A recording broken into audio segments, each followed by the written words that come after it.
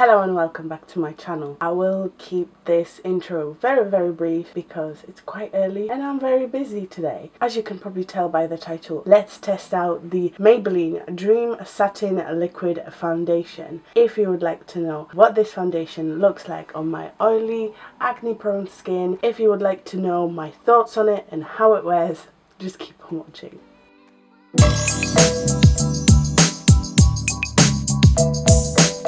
I really wanted to test this foundation because it's been out on the market for such a long time. I saw on Trendmood on Instagram that they are coming out with a sister foundation, and without testing this old formula I won't be able to compare it to the sister foundation. I desperately wanted to get this foundation and I got the shade Ivory, and in the bottle it looks like it might be just ever so slightly dark. If this oxidizes, I am in trouble. Also, what I see on the bottle is that it has hyaluronic acid, and I'm such a fan of hyaluronic acid. It is one of my favorite things to have in skincare, in makeup. It basically plumps your skin and keeps you hydrated. It is perfect for people with oily skin because it doesn't add any more like oil. It just draws moisture from air. So like I said, I have the shade Ivory because I desperately wanted to get it, and there were about 7 shades in my local Superdrug. Whilst browsing online just to see what the claims are and stuff, I found out there's 26 shades. Should have just waited, because I'm sure that even light porcelain or true ivory would be a better match, but what can you do? I was being greedy. The darker shades, obviously, as it is for the drugstore, they're not the greatest. I don't understand why drugstore companies don't expand their shade range to the darker, deep complexions. I really don't. Conceal and Define was such a success because they have that shade range. Invest your money. Revolution is not even such a big brand and they managed to do that, so I'm sure L'Oreal, Maybelline and Rimmel can do the same. They have enough money to be able to expand their shade range, or even come out with shade range that is very big. Anyway, sorry it turned into a slight rant. I'm on Maybelline website and it says, why you'll love it. Radiant, healthy looking skin, flawless, natural looking finish. When I read this, I was like, ooh, radiant, but then it said healthy looking skin, and as you all know, probably about 6 months ago now, I've tested out the Healthy Mix foundation from Bourjois, and I was super surprised that something that has healthy and is advertised for more drier skins worked for me fantastically. It is still, till this day, one of my favourite foundations. Benefits: enriched with hydrating serum for up to 12 hours of moisture. Will that make me oily? Let's see. Full yet lightweight coverage.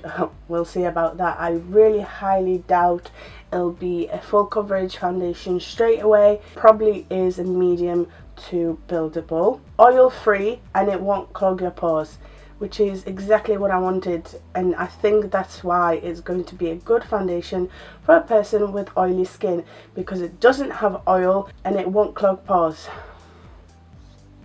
Thank you. Let's zoom it in and let's put this foundation on. So this is my skin without any foundation. It doesn't say to shake anywhere, but I'm not going to shake it. I always do that with my foundations, just in case they were sat on the shelf for too long. Let's go. It does have a pump. I'm going to squeeze out a good 2 pump, and as always I'm going to start with a sponge. If I think it'll be worth trying out with a brush, I'll try a brush. And straight away, don't come for me. Yes, this is slightly too dark. Is it fragrance free? Yeah, I haven't cleaned my sponge well. But also straight away, guys, they did not lie. This has good coverage. It's not full, but it is definitely more of a almost full medium coverage, even with 1 layer. And it has such a nice finish. I'm going to try and do half of my face. Wow. Immediate thoughts, looks very, very nice on the skin. It's not too dewy. It has a skin-like finish. Still like quite sticky. This is the coverage after one layer. I think it's pretty good. As I expected, this is more of a medium coverage. However, I've got a little bit more, and let's see if it builds. If you need more coverage, I would say the L'Oreal Infallible Fresh Wear would be a better match than this. It didn't oxidize. I can just about get away with the shade. You'll probably tell me in the comments. Does this match me? I think it's a little bit too dark. You can just see it on my nose. And let's try a brush. I don't think it'll work with a brush. As always, I'm taking Expert Face Brush from Real Techniques. No, it shears it out, and buffing it in doesn't really work for me. I'm going to take a little bit more because I already know this isn't going to be enough. The pumps are actually quite small, which I like because you can then add them in small sections. You're not wasting product.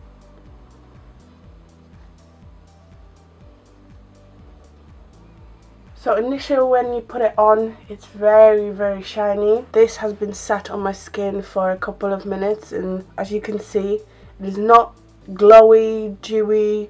Yes, it has this natural, healthy radiance, and I'm here for it. So this is a comparison between my face without and with the foundation on both sides.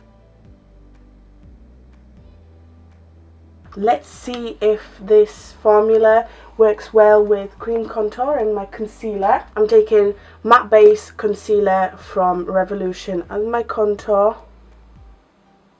As expected, it blended out really, really nicely. It still has like a creamy texture. This has not set to a matte finish. From my concealer, I'm taking Lasting Perfection, and this is Extra Fair, quite high contrast, but that's okay.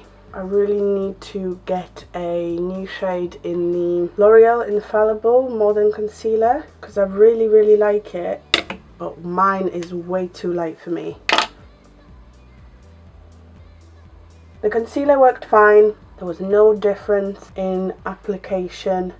Didn't alter the formula, blended in with everything else. I really, really like it. I think I look nice and healthy and glowy, but not oily kind of glowy, because it is very creamy. I'm going to take Revolution Bake and Blot powder.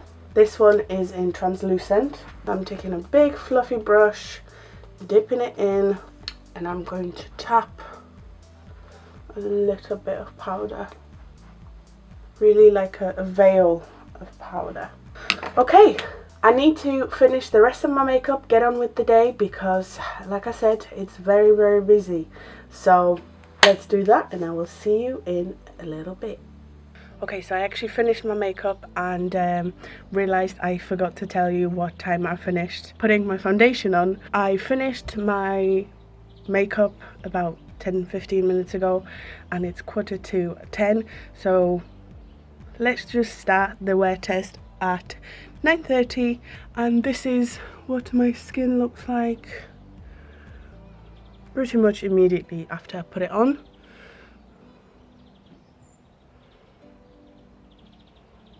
Yeah, the coverage is more of a medium. It doesn't build as well. So let's get on with the day and let's see how it wears.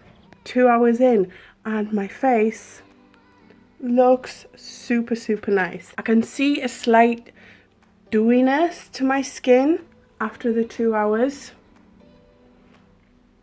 I think there's a little bit of rubbing off in this area. I lost a little bit of coverage, but overall, damn, this foundation looks so nice. You know, there's no much difference, so I'm just going to leave it at that. There's a little bit of like dewiness.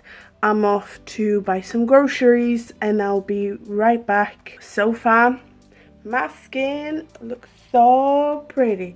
If this had a little bit more coverage, it would be perfect. But for 2 hours and this level of oiliness, it looks very nice.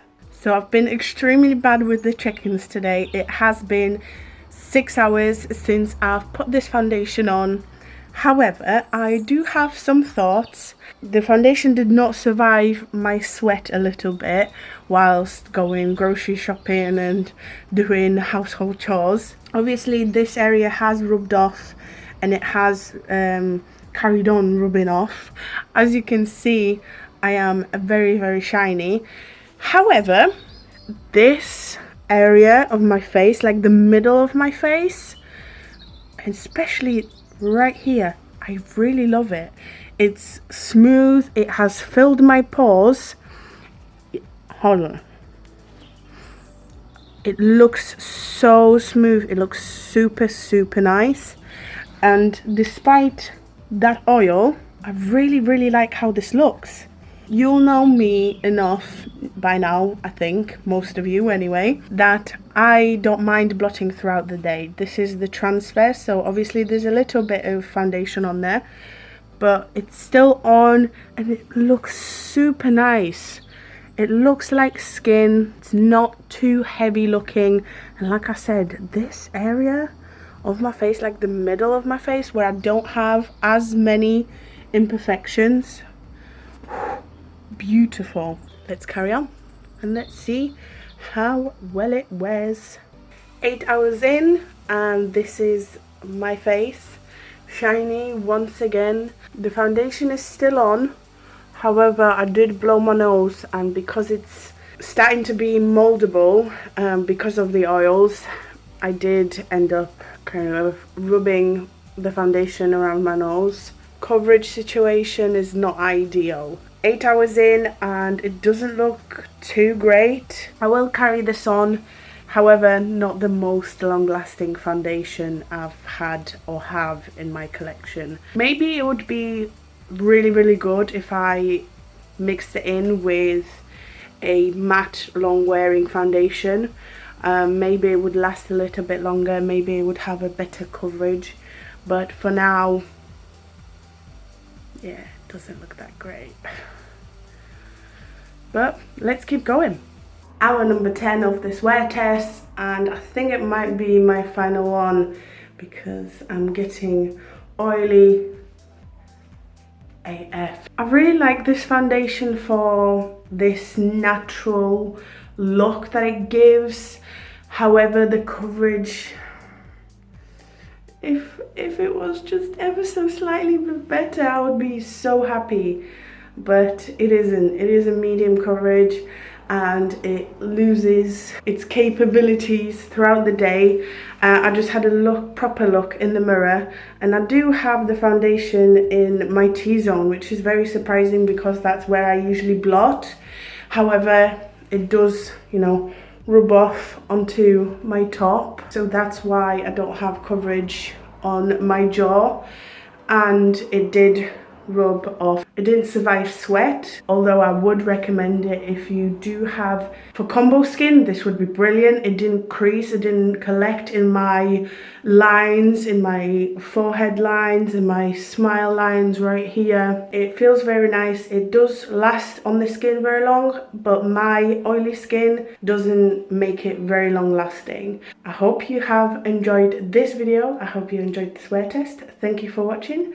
And if you did enjoy this video, make sure to like, comment, subscribe, and I hope to see you next time.